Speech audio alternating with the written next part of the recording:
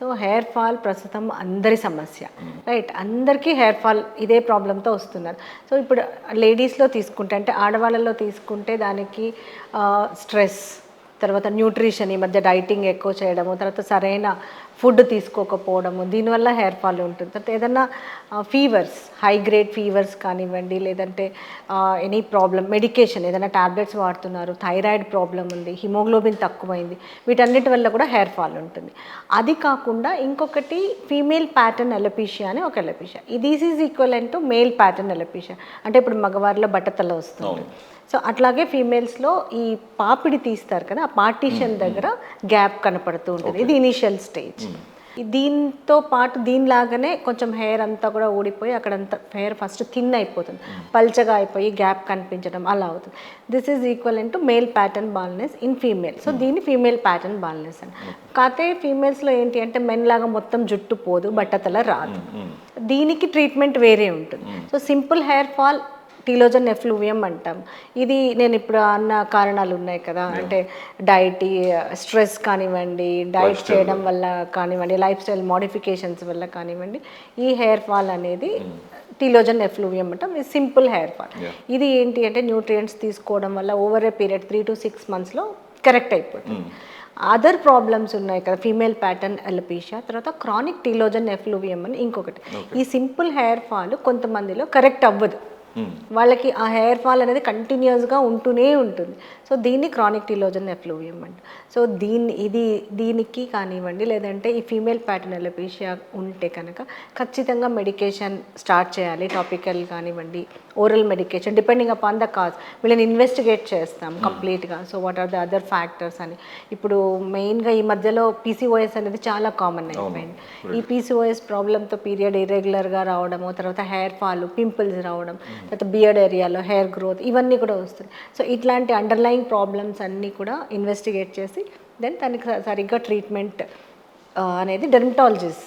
So proper doctor, ఒక dermatologist can deal with all these kind of problems. మీరు ఇందాక చెప్పినవి ఏవైతే ఉన్నాయో, అంటే హై ఫీవర్స్ రావడం కానీ, ఏమైనా కొంచెం చిన్న చిన్న హెల్త్ ఇష్యూస్ వచ్చినప్పుడు దానికి సంబంధించిన ఎఫెక్ట్ ఒక 1 month 2 months తర్వాత హెయిర్ ఫాల్ మనకు కనిపిస్తుంది.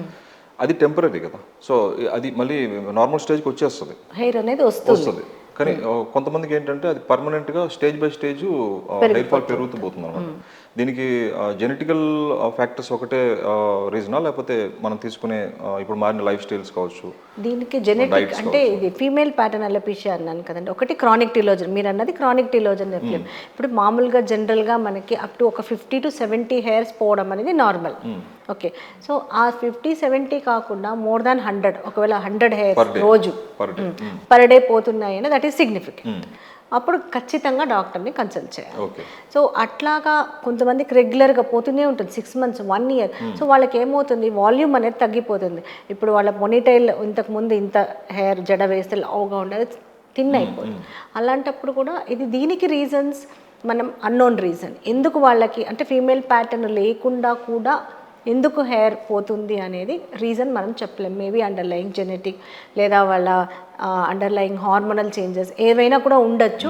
బట్ సమ్టైమ్స్ అవి కొన్ని ఇన్వెస్టిగేషన్స్ కూడా మనకి కొన్ని తెలియవు. సో అట్లాంటప్పుడు దానికి కరెక్ట్గా ట్రీట్మెంట్, ఇప్పుడు హెయిర్ స్టిమ్యులేషన్కి ఏమేమి ట్రీట్మెంట్స్ అలాంటివన్నీ తీసుకుంటే చాలా వరకు దే విల్ రెస్పాండ్. ఖచ్చితంగా వీళ్ళకి మంచి హెయిర్ గ్రోత్ అనేది ఉంటుంది. ఇప్పుడు మేల్ ప్యాటర్న్ బాల్నెస్ అని చెప్పి అన్నారు మీరు, అది మనకి ఎర్లీ సిమ్టమ్స్ ఏంటి? ఇప్పుడు మీరు అన్నట్టు పర్ డే ఒక 70 to 80 అట్లా అనేది జనరల్ హెయిర్ ఫాల్ అయిపోతుంది. సో దానికంటే ఎక్సీడ్ అయితే మనం డాక్టర్ని కన్సల్ట్ అవ్వాలంటున్నారు మీరు. దానికి ఫస్ట్ ఎర్లీ స్టేజెస్లో కనిపించే సిమ్టమ్స్ ఏంటి male pattern బాల్నెస్కి?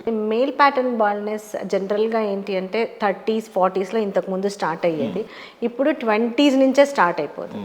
So early symptom ఏంటి అంటే, ఇప్పుడు హెయిర్ లైన్ ఉంటుంది కదా, ఈ హెయిర్ లైన్ వెనక్కి వెళ్తుంది, ఫస్ట్ రిసీడ్ అవుతుంది. తర్వాత థిక్ హెయిర్ ఉంటుంది, మామూలుగా మన హెయిర్ షాఫ్ట్ థిక్నెస్ బాగుంటుంది. ఇక్కడ వచ్చేసరికి అది థిన్ అయిపోతుంది, సాఫ్ట్ అయిపోతుంది hair. So these are the 2 early stages, early symptoms, not stages, sorry, early symptoms of male pattern so ఆ థిక్నెస్ పోయి థిన్నెస్ వచ్చే థిన్ హెయిర్ అనేది కొంతమందికి ఫ్రంటల్ ఏరియాలో స్టార్ట్, కొంతమందికి ఇక్కడ స్టార్ట్ ఆక్సిపిటల్ ఏరియా, అది ఎలా అయినా స్టార్ట్ అవ్వచ్చు. కొంతమందికి హెయిర్ లైన్ బాగుంటుంది, వెనకాల జుట్టు అంతా కూడా పోతుంది. ఇట్లా డిఫరెంట్ ప్యాటర్న్స్లో అది స్టార్ట్ అవుతుంది. సో మనం ఎర్లీ స్టేజెస్లోనే ఐడెంటిఫై చేయగలిగితే ఈ హెయిర్ ఇలా థిన్ అయిపోతుంది అనేసి చూసుకుంటే చాలా అంటే better result. So early intervention always gives better results. మనం ఎంత ఎర్లీగా మనం దాన్ని నివారించగలిగితే రిజల్ట్ కూడా అంతే బాగుంటుంది. ఇప్పుడు ఒకవేళ మేల్ ప్యాటర్న్ బాల్నెస్ ఆ స్టేజెస్ ఏవైతే ఉన్నాయో ఒకసారి హెయిర్ ఫాల్ కంప్లీట్ అయిపోయి అక్కడ బాల్నెస్ లా కనిపించిన తర్వాత అది రివర్సిబుల్ అంటే రివర్సిబుల్ అంటే ఇక్కడ ఏమవుతుంది అంటే మేల్ ప్యాటర్న్ బాల్నెస్ లో హెయిర్ ఊడిపోతుంది, హెయిర్ ఫాలికల్ అలాగే ఉంటుంది. ఒక ఎంజైమ్ ఉంటుంది 5-alpha reductase, ఆ ఎంజైమ్ కన్వర్ట్ చేస్తుంది. ఓకే, సో దీనివల్ల ఏమవుతుంది అంటే ఆ హెయిర్ అనేది చిన్నగా అయిపోయి థిన్ అయిపోతుంది. ఇప్పుడు మన బాడీ మీద పల్చటి హెయిర్ ఎలా ఉంటుందో thinning of the hair follicle అంటాం, థిన్నింగ్ ఆఫ్ ద హెయిర్, ఆ థిన్ అయిపోయి ఉంటుంది, హెయిర్ ఉంటుంది. సో మళ్ళీ ఇప్పుడు దానికి ఆ ఎంజైమ్ని మనము ఏదైతే స్టాప్ చేయగలగదో ఆ ఎంజైమ్ని అరికట్టగలిగే మెడిసిన్ ఉంది కదా, ఆ మెడిసిన్స్ ఇచ్చినప్పుడు మళ్ళీ హెయిర్ రీగ్రోత్ అనేది వస్తుంది. బట్ ఇది టైం పడుతుంది, మనకు రిజల్ట్ చూడడానికి 6 to 8 months.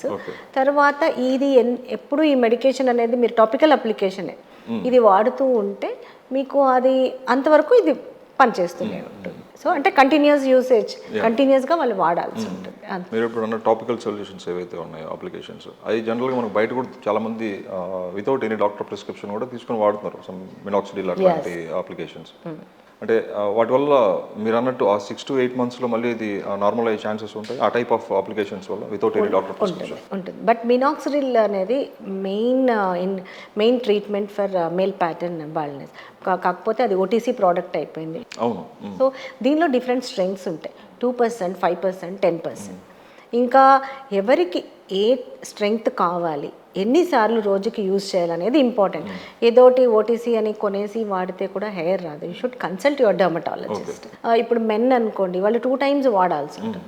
విమెన్ అయితే 5% అంటే 1 time ఇట్లాగా ఉంటుంది. అండ్ దాంట్లో కూడా ఆ మినాక్సిడిల్ కూడా విత్ ఫినాస్ట్రైడ్ డిఫరెంట్ కాంబినేషన్స్తో వస్తుంది. అది ఈ ఫినాస్ట్రైడ్ అనేది అందరికీ అవసరం లేదు, అనవసరంగా వాడేస్తూ ఉంటారు. సో ఏది ప్రాపర్గా వాళ్ళకి సెట్ అవుతుంది అనేది, ఎన్ని రోజులు వాడాలి, ఎలా వాడాలి. అండ్ కొంతమందికి మినాక్సిడిల్ వెరీ అంటే ఒక మైనర్ % ఆఫ్ పేషెంట్స్లో మినాక్సిడిల్ పెద్దగా వర్క్ చేయదు. సో దానికి అప్పుడు ఏం చేయాలి, మినాక్సిడిల్ బూస్టర్స్ అని ఉన్నాయి. ఇలాంటివన్నీ కూడా if you consult your dermatologist they will properly guide you. ఇవన్నీ యాడ్-ఆన్స్ పని చేయనప్పుడు. ఈ క్వశ్చన్ కూడా చాలా మంది కన్ఫ్యూజన్ ఉంది. అంటే వితౌట్ ఎనీ డాక్టర్ కన్సల్టేషన్ చాలా మంది 2%, 5%, 10% వాళ్ళ ఇష్టానికి వెళ్ళి తీసుకొని వాడేస్తుంటారు. కొంతమంది మెడికల్ షాప్స్లో కూడా అడుగుతారు అనమాట, ఇది ఏంటిది అంటే ఇది కొంచెం ఎక్కువ పవర్ఫుల్ అని చెప్పినప్పుడు ఆ 10% ఇచ్చేసి నేను వాడేస్తానని చెప్పి వాడేసి. సో దీనివల్ల సైడ్ ఎఫెక్ట్స్ ఏమి ఉండవండి? డెఫినెట్గా ఉంటాయి. ఇప్పుడు విమెన్ కనుక అవి మినాక్సిడిల్తో చాలా హెడేక్ వస్తుంది, బికాజ్ అది వాసో డైలేటర్, బ్లడ్ వెజల్స్ని డైలేట్ చేస్తుంది. సో హెడేక్ వస్తుంది. తర్వాత అది ఆల్కహాల్ బేస్డ్ డిఫరెంట్ ఫార్ములేషన్స్ ఉన్నాయి. సో కొన్ని రోజులు కొంతమందికి బాగా ఇచ్చింగ్ వస్తుంది, డ్రై, అది స్కాల్ప్ని డ్రై చేస్తుంది. సో ఇచ్చింగ్ వస్తుంది, స్కేలింగ్ వస్తుంది, తర్వాత హెడేక్ వస్తుంది, ఇవన్నీ ప్రాబ్లమ్స్, ఇరిటేషన్ వస్తుంది. అదే విమెన్లో అయితే ఇఫ్ దే యూజ్ డిఫరెంట్ ఎక్కువ పర్సంటేజ్ వస్తే ఫేషియల్ హెయిర్ పెరిగే ఛాన్సెస్ ఉంటాయి. వాళ్ళకి సడన్గా చీక్స్ మీద ఈ చిన్ మీద హెయిర్ పెరిగిపోతూ ఉంటారు. So this is because of this. So అవన్నీ కూడా చూసుకోవాలి. ఎక్స్టర్నల్ అప్లికేషన్స్ ఏవి కూడా వితౌట్ కన్సల్టింగ్ డర్మటాలజిస్ట్ వాడకపోవడం. అంటే ఇవన్నీ లాంగ్ టర్మ్ యూసేజ్ కదా, ఏదో 2 months 3 months వాడేవి కాదు, ఎక్కువ రోజులు వాడాలి. Then better you consult your dermatologist. And ఎప్పుడు ప్రాపర్గా ఎప్పుడు అప్లై చేసుకోవాలి, ఎలా అప్లై చేసుకోవాలి, ఎంత లోషన్ అప్లై చేయాలి, ఆల్ దీస్ మ్యాటర్స్. అంటే నేను విన్న కొన్ని థింగ్స్ ఏంటంటే ఈ టైప్ ఆఫ్ కొన్ని మెడికేషన్స్ వాడడం వల్ల డైరెక్ట్గా మన హార్ట్కి వాటికి కూడా ప్రాబ్లం ఉంటుంది అనేది జనరల్ చాలా మందికి ఉన్న ఒక డౌట్ కూడా. అది ఎంతవరకు నిజం? అంటే టాపికల్ అప్లికేషన్స్ లోకల్ సైడ్ ఎఫెక్ట్సే ఉంటాయి. టాబ్లెట్స్ ఉన్నాయి, ఇప్పుడు మినాక్సిడిల్ టాబ్లెట్స్ ఉన్నాయి, ఫినాస్ట్రైడ్ టాబ్లెట్స్ ఉన్నాయి, అవి కూడా ఆన్లైన్లో చూసి వాడేస్తూ ఉంటారు. సో దీంతో డెఫినెట్గా సైడ్ ఎఫెక్ట్స్ ఉంటాయి. ఇప్పుడు ఫినాస్టరైడ్కి there are lot many side effects. ఒకసారి మీరు చూసారంటే చాలా సైడ్ ఎఫెక్ట్స్ ఉంటాయి. స్టార్టింగ్ ఫ్రమ్ కొంతమందికి అయితే సైకలాజికల్గా డిప్రెషన్ ఇలాంటివి కూడా చూసాము. సో అవన్నీ ఎర్లీ స్టేజెస్లో we will identify, we will tell them, మీకు ఇది ఇలా ఉంటాయి, ఏమన్నా ఉంటే మాకు చెప్పండి. సో అలా ఉంటుంది. తర్వాత సిస్టమిక్ సైడ్ ఎఫెక్ట్స్ కూడా ఉన్నాయి, హెపటోటాక్సిసిటీలు ఇలాంటివన్నీ ఉంటాయి. డిఫరెంట్ మెడికేషన్స్ మీ బట్టి ఉంటుంది. సో అవి చూసుకోవాలి. ఇప్పుడు కొంతమందికి అంటే ఇప్పుడు ఉన్న ఈ అది కూడా డోస్ డిపెండెంట్ ఉంటుంది. ఓరల్ మినాక్సిడిల్ కూడా ఉన్నాయి. సో డోస్ని బట్టి సైడ్ ఎఫెక్ట్స్ ఉంటాయి, ఎంత డోస్ వాడాలి. చాలా మందికి ఇప్పుడున్న ఈ డిజిటల్ యాక్సెసిబిలిటీ వల్ల ప్రతి ఒక్కరి చేతిలో ఫోన్ ఉంటుంది. ఇప్పుడు మీరు అన్నట్టు ఫినాస్టైడ్కి సంబంధించి ఏదైనా సెర్చ్ చేయాలన్నా, లేదా మినాక్సిల్ గురించి సెర్చ్ చేయాలన్నా కూడా, లేదంటే హెయిర్ ఫాల్ ఉందంటే ఇమీడియట్గా వెళ్ళి గూగుల్ చేస్తారు చాలామంది డాక్టర్స్ చెప్పే థింగ్ ఏంటంటే Google is the worst doctor అంటారు. అంటే గూగుల్లో చూసి మనం దాన్ని ప్రాక్టీస్ చేయడం అనేది వితౌట్ కన్సల్టింగ్ ఏ డాక్టర్ అనేది బ్యాడ్ ప్రాక్టీస్ అని చెప్పి చాలామంది డాక్టర్స్ కొంచెం చాలా ప్లాట్ఫామ్స్లో చెప్తున్నారు. మీరేం చెప్తారు దానికి? అంటే ఏదైనా ప్రాబ్లం వచ్చినప్పుడు ఇంటర్నెట్ మీద డిపెండ్ అయ్యి సొల్యూషన్స్ ఎత్తుకునేదాన్ని వాళ్ళకి ఏం చెప్తారు మీరు? ఇంటర్నెట్ చూసి ఇప్పుడు ఇవాళ రేపు అందరూ అన్నీ యూజ్ చేస్తున్నారు. బట్ ఎవరి స్కిన్కి ఏది సూట్ అవుతుంది, ఏదైనా ప్రాబ్లమ్ వస్తే again they have to consult a dermatologist or doctor. దాని బదులు ఫస్ట్ ఒకసారి, because you are using this for a longer period, ఒకసారి కన్సల్ట్ చేసి then you can ask whatever doubts మీకు ఏమున్నాయి. Because sometimes experience matters. ఇప్పుడు ఒక problem ఉంది అంటే దీన్ని ఇలానే ట్రీట్ చేయాలి అనే బదులు విత్ అవర్ ఎక్స్పీరియన్స్ మేము డిఫరెంట్గా ట్రీట్ చేస్తాం. So their expertise comes.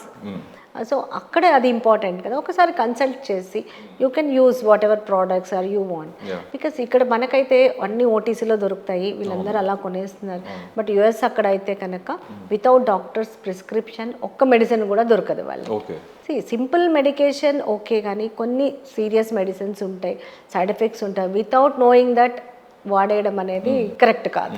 Advanced treatments ఏమైనా ఉన్నాయి? ఇప్పుడు మనకి మేల్ ప్యాటర్న్ బాల్నెస్ వచ్చిన తర్వాత మనకి ఇప్పుడు ప్రెసెంట్ మార్కెట్లో దొరుకుతున్న మనకి అందుబాటులో ఉన్న advanced treatments male pattern reverse చేయొచ్చా మేడం? అది చాలా మటుకు బాగానే వస్తుంది హెయిర్. ఫస్ట్ మెడికల్ ట్రీట్మెంట్తోనే స్టార్ట్ చేస్తాము, టాపికల్ ట్రీట్మెంట్స్, తర్వాత oral medication. Still they are not happy, they are not responding అంటే కనుక ఇంకా పిఆర్పి ఒకటి చేస్తాం. So PRP is platelet rich plasma. ఇక్కడ వీళ్ళ బ్లడ్ డ్రా చేసి దానిలోంచి ప్లేట్లెట్ సెపరేట్ చేసి అవి ఇంజెక్ట్ చేస్తాం. ఇంకా advanced PRP growth factor concentrate అని ఉంది, అది ఒకటి. ఇవన్నీ కూడా అలాంగ్ విత్ దీస్ ట్రీట్మెంట్స్ ఇవి కూడా యాడప్ చేస్తాము. తరువాత hair transplant, final hair transplant. ఇంకో హెయిర్ ట్రాన్స్ప్లాంట్ చేసుకునే వాళ్ళకు కూడా పిఆర్పి బాగానే ఉంటుంది. హెయిర్ ట్రాన్స్ప్లాంట్ అనేది సర్జికల్ ఆప్షన్. సో వాళ్ళకి వెనకాల ఆక్సిపిటల్ రీజియన్లో ఏదైతే హెయిర్ ఉంటుందో దాన్ని రీఅరేంజ్ చేస్తాం, అది తీసి హెయిర్ పెట్టేస్తాం. ఇప్పుడు ఫీమేల్స్లో అయితే కనుక ఈ మధ్య కొన్ని థ్రెడ్స్ కూడా ఇన్సెర్ట్ చేస్తున్నాం. ఫర్ థ్రెడ్ మామూలుగా ఫేస్ లిఫ్ట్కి వాడతాం కదా, అవి కూడా థ్రెడ్ లిఫ్టింగ్ అనేది అది కూడా బాగానే ఉంది. కొంతమందిలో they are seeing very good results. Okay, for hair ఎట్లా ఉంటుందంటే థ్రెడింగ్ అంటే 25 mm స్మాల్ ఫైన్ థ్రెడ్స్ ఉంటాయి. అవి ఎక్కడైతే హెయిర్ ఇప్పుడు ఇక్కడ గ్యాప్ వస్తుంది కదా అక్కడ ఇన్సర్ట్ చేసేస్తాం. ఆర్టిఫిషియల్ అది అబ్జార్బబుల్ థ్రెడ్స్. ఇప్పుడు మనకి సూచర్స్ ఎట్లాగా మనము వేసి వదిలేస్తారు, అవి అబ్జార్బ్ అయిపోతాయి. సో ఆ అబ్జార్బ్ అయినప్పుడు అక్కడ ఇన్ఫ్లమేషన్ చేంజెస్ వస్తాయి. ఆ చేంజెస్తో హెయిర్ ఫాలికల్ స్టిమ్యులేట్ అయ్యి హెయిర్ గ్రోత్ వస్తుంది. సో దట్ ఈస్ ఆల్సో బాగానే ఉంది అది కూడా. So we can combine PRP and threads, not lifting, threads for hair fall.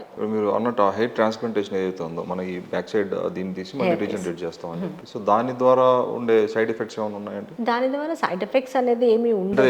ఎంత టైం పడుతుంది దానికి? ఇప్పుడు అది డిపెండింగ్ అపాన్ ద ఏరియా. ఇప్పుడు కొంచెం ఏరియా అంటే ఒక్కొక్కసారి 5 hours 6 hours 8 hours కూడా పడుతుంది. సో ఇది ఎంత ఏరియా ఉంది, ఎన్ని హెయిర్స్ మనం ట్రాన్స్ప్లాంట్ చేస్తున్నాము అనే దాని మీద డిపెండ్ అయి ఉంటుంది. సో అది దానికి సైడ్ ఎఫెక్ట్స్ అంటే డ్యూరింగ్ సర్జరీ ఆ టైంలో ఏమన్నా కొంతమందికి స్ట్రెస్ ఉంటుంది, సో కొంచెం బ్లీడింగ్ ఎక్కువ రావడము అలా ఉంటుంది. అదర్వైజ్ ఏమి, బట్ ప్రాపర్ కేర్ తీసుకొని చేస్తే ఏమీ ఉండదు. వాళ్ళు ఆ ప్రొసీజర్ అప్పుడు కూడా మనం పల్స్ అన్నీ మానిటర్ చేసుకోవాలి, అనెస్థెటిస్ట్ ఉండాలి. సో ప్రాపర్ కేర్ తీసుకొని ఆ ప్రొసీజర్ చేస్తాం. అదర్వైజ్ సమ్ టైమ్స్ ఈ మధ్యలో మనం వింటున్నాం చాలామంది ఆఫ్టర్ ద సర్జరీ డెత్ అనేసి. ఎప్పుడైనా సరే ప్రాపర్ కేర్ తీసుకొని ప్రాపర్గా ప్లాన్ చేసుకుంటే ఇలాంటివి we can prevent maximum. Hair transplantation చేసుకున్న తర్వాత ఎన్ని డేస్ కనిపిస్తుంది మేడం మనకు రిజల్ట్? మీకు ఒక 2-3 మంత్స్కి హెయిర్ వస్తుంది. 3 మంత్స్ కొంచెం, బికాజ్ హెయిర్ అక్కడ వెళ్ళాలి, అక్కడ అది సెట్ అవ్వాలి, తర్వాత గ్రోత్ రావాలి. సో 3 months 4 months అలా పడుతుంది. ఇప్పుడు కమింగ్ మొత్తం సమ్మర్ ఉంది. సో ఈ సమ్మర్ సీజన్లో చాలామందికి ఇంకా ఈ కాస్మెటిక్, ఈ హెయిర్ రిలేటెడ్ ప్రాబ్లమ్స్ ఇంకా ఎక్కువ అవుతుంటాయి డ్యూ టు దిస్ హీట్. ఇది వాళ్ళ అంటే ఎండలోనే తిరగాల్సి వస్తుంది, వాళ్ళ ఆఫీస్ వర్క్స్ కానీ దేనికైనా కూడా అవి అన్అవాయిడబుల్. సో ఆ టైంలో తీసుకోవాల్సిన జాగ్రత్తలు ఏంటి? సమ్మర్ స్టార్టింగ్ ఉంది కదా, సమ్మర్లో first proper hydration important. Water తీసుకోవాలి వాళ్ళు, మినిమం వాళ్ళకే తెలుస్తుంది కదా. సో లిప్స్ డ్రై అవుతాయి, స్కిన్ కూడా కొంచెం డ్రై కూడా ఉంటుంది సమ్మర్లో కూడా. So they have to take proper water, hydration important. తర్వాత స్కిన్ కేర్కి వస్తే మామూలుగా వింటర్లో అయితే మనం హెవీ, ఇంకా బాగా ఎక్కువ డ్రై ఉంటుంది, సో హెవీ మాయిశ్చరైజర్స్ వాడతాం. సమ్మర్కి వచ్చేసరికి స్వెట్ వచ్చేస్తుంది. సో ఇప్పుడు లైట్ మాయిశ్చరైజర్స్ వాడాలి. సమ్మర్ మాయిశ్చరైజర్ అవసరం లేదు అని అలాగ లేదు. So you have to use moisturizer, light moisturizer వాడాలి.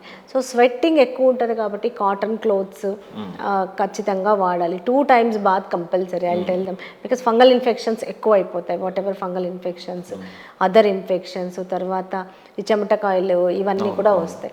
తర్వాత ఒక పౌడర్ కూడా డస్టింగ్ పౌడర్ వేసేస్తే స్వెట్ అనేది, వచ్చిన స్వెట్ అబ్జార్బ్ అయిపోతుంది. You can prevent this kind of infections కూడా. ఇంకా sunscreen important. Sunscreen not only in summer, 365 days sunscreen వాడాల్సింది. Even at home sunscreen వాడాలి.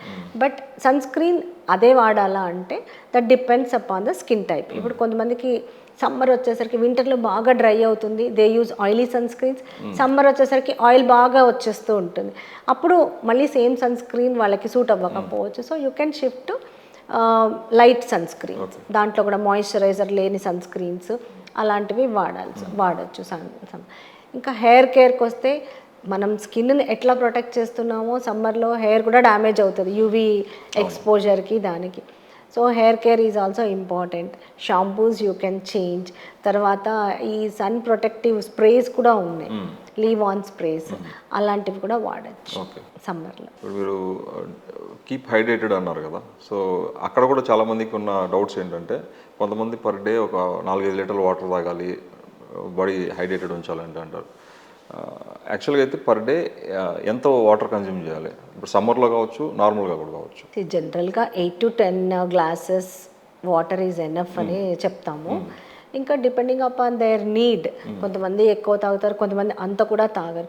కానీ పర్టికులర్గా కావాలని వాటర్ తాగకపోతే దెన్ దట్ ప్రాబ్లమ్స్ వచ్చేస్తాయి. సో మీ బాడీకి ఎంత అవసరమో దాన్ని బట్టి వాటర్ అనేది తీసుకోవచ్చు. బట్ మినిమం అయితే ఒక 10 to 12 glasses water. Actually 4 to 5 litres compulsory తాగాలని చెప్పి అవసరం లేదు అని జనరల్గా ఫిజిషియన్స్ కూడా చెప్తూ ఉంటారు. అంటే దానివల్ల ఇంకా వేరే ప్రాబ్లమ్స్ కూడా వస్తాయి అనేసి, because that is a burden to your kidney, అది క్లియర్ చేయాలి కదా, అలా అంటుంటారు. సో ఎంత అవసరమో అంత తీసుకుంటే బెటర్. బట్ సమ్మర్లో మాత్రం మనం చూసుకోవాలి. ఇప్పుడు బాడీకి తెలుస్తుంది, బాడీ చెప్తుంది వాటర్ కావాలి అని. But if you neglect it, that leads to problems. Dehydration వచ్చేస్తుంది, మళ్ళీ చాలా ప్రాబ్లమ్స్ వస్తాయి, బీపీ ఫాల్ అయిపోతుంటుంది, ఇలాంటివి వస్తాయి. So hydration is very very important. ఇప్పుడు ఈ జెనెటికల్ ప్రాబ్లమ్స్ వల్ల కావచ్చు, లేదా హెరిడిటరీ కానీ, లేదా లైఫ్ స్టైల్ చేంజెస్ వీటి వల్లతో కాకుండా ఆల్రెడీ మనకి ఏదైనా బాడీలో వేరే హెల్త్ ఇష్యూస్ ఉంటే, లైక్ బీపీ కానీ, డయాబెటీస్ కానీ, ఇంకా థైరాయిడ్స్ ఇట్లాంటివి ఉన్నప్పుడు it can lead to hair fall అని ఉంటుందా? దానికి డెఫినెట్గా ఉంటుంది. థైరాయిడ్ హైపర్ టెన్షన్ అంత ఉండదు, కానీ thyroid is very important for each and every cell. ఒక సెల్ కరెక్ట్గా పనిచేయాలి అంటే థైరాయిడ్ ప్రాపర్గా ఉండాలి. సో థైరాయిడ్ ప్రాబ్లమ్స్ ఉన్నప్పుడు డెఫినెట్గా హెయిర్ ఫాల్ ఉంటుంది. వాళ్ళు థైరాయిడ్ ట్యాబ్లెట్ తీసుకుంటూ ఉంటారు, థైరాయిడ్ ఈజ్ అండర్ కంట్రోల్, కానీ బట్ స్టిల్ వాళ్ళకి హెయిర్ ఫాల్ ఉంటుంది. నాట్ ఓన్లీ హెయిర్ ఫాల్, కొంచెం అదర్ ప్రాబ్లమ్స్ కూడా ఉంటాయి, యాక్నీ కూడా ఉంటుంది. అండ్ అవన్నీ చూసుకుంటాం. Vitamin D3 is important for the hair. So D3 ఒకటి చూసుకోవాలి. Haemoglobin which is very important. జనరల్గా ఉమెన్లో అందరికీ హిమోగ్లోబిన్ తక్కువ ఉంటుంది. సో హిమోగ్లోబిన్ కరెక్ట్ చేసుకోవాలి. So these are the 3 important investigations. Haemoglobin ఒకటి, thyroid, then vitamin D3. Vitamin D3 మాత్రం వితౌట్ ఇన్వెస్టిగేటింగ్ టాబ్లెట్స్ వాడకూడదు. బికాజ్ మళ్ళీ అది హైపర్ వైటమినోసిస్కి వెళ్ళిపోయి ఇంకా లేనిపోని సైడ్ ఎఫెక్ట్స్ అన్నీ వస్తాయి. సో అది చూసి అది టెస్ట్ చేసినాకనే తీసుకోవాలి వైటమిన్. ఇంకా అదర్ బి కాంప్లెక్స్ అవి కొంచెం న్యాచురల్ వాటర్ సాల్యుబుల్ కాబట్టి అవి పర్వాలేదు. And proper nutrition apart from this హెయిర్కి nutrition important. So balanced diet, ప్రాపర్గా ప్రోటీన్స్ కావాలి. ప్రోటీన్స్ ఉన్నాయా, ఫ్యాట్ ఉందా, కార్బోహైడ్రేట్స్ అన్నీ తీసుకుంటే హెయిర్ బాగానే. బికాస్ ఫ్రమ్ ఇన్సైడ్ ఆల్సో అది ఉంటేనే హెయిర్. ఇప్పుడు ట్రీట్మెంట్స్ తీసుకుంటారు, అన్నీ తీసుకుంటారు, కానీ ప్రాపర్ డైట్, ప్రాపర్ న్యూట్రిషన్ హెయిర్కి అందకపోతే కూడా మనకి రిజల్ట్ కూడా రాదు. చాలా మంది ఏంటంటే ఎక్స్టర్నల్ అప్లికేషన్స్ వాడేస్తుంటారు. అంటే మనకు బయట దొరికేవి కూడా ఈ షాంపూ, ప్రోటీన్ షాంపూ అని some different kinds of shampoos దొరుకుతుంటాయి. ఎక్స్టర్నల్ అప్లికేషన్స్ అవి వాడేసి ఏంటంటే వాళ్ళ లైఫ్ స్టైల్లో వాళ్ళు తీసుకునే ఇంటేక్ ఫుడ్ ఏదైతే ఉంటుందో దాని మీద కంప్లీట్ నెగ్లిజెన్స్ ఉంటుంది చాలా మందికి. సో అప్పుడు కూడా ఇది మనకు రిజల్ట్ అయితే రిజల్ట్ ఉండదు. అదేంటున్నా. సో ఫ్రమ్ అది చూసుకోవాలి, ఇది చూడాలి, రెండు. చాలా వాల్యుబుల్ ఇన్ఫర్మేషన్ షేర్ చేశారు మాకు. Thank you. Thank you.